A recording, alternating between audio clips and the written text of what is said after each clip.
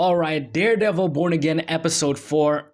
We are back, baby! We are back! Here are my thoughts on Daredevil Born Again Episode 4, 6 Semper Systema, and woo, this show is really building up to something. Once again, spoiler alert, cause we got a lot to talk about. First of all, this episode is really all about the system. It's about the system and how fragile and how corrupt it is and how a lot of times it doesn't get it right. And I think this conversation between Matt and Frank really showed the main core of this episode. You know, Matt, with everything going around recently, he really does want to help, but he's not sure whether or not he can truly help just being Matt Murdock, just being a lawyer, but he's also unsure whether or not him being back as Daredevil would help as much, and he's also unsure about going back to being Daredevil as a whole. So then we have this amazing conversation that really reminds me a lot of the Netflix Daredevil show, especially the rooftop sequence in season 2,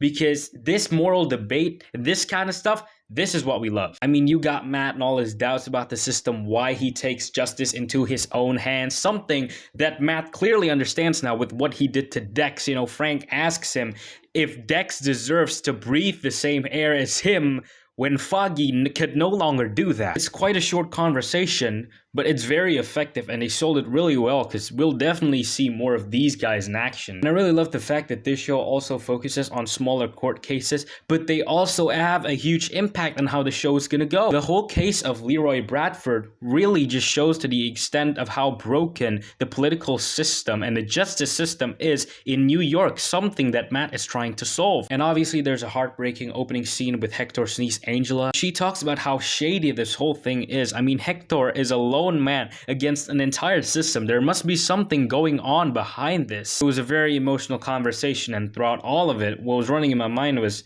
is she gonna be the next White Tiger? I think I see what they're trying to build up to. And honestly, I really like it. And then obviously you have Fisk, his troubles with political office and all this stuff he tries to do to change New York for the better, but also him dealing with his nearly estranged marriage with Vanessa, which ended up in the Kingpin that we all know and love from the Netflix Daredevil show coming back. But boy, it's not just Kingpin, because Matt finally picked up the mask and the billy clubs again. He's coming back as Daredevil. And we're finally getting a glimpse at Muse, the main villain. Overall, I love this episode, and I can't wait to see what they're gonna do with the rest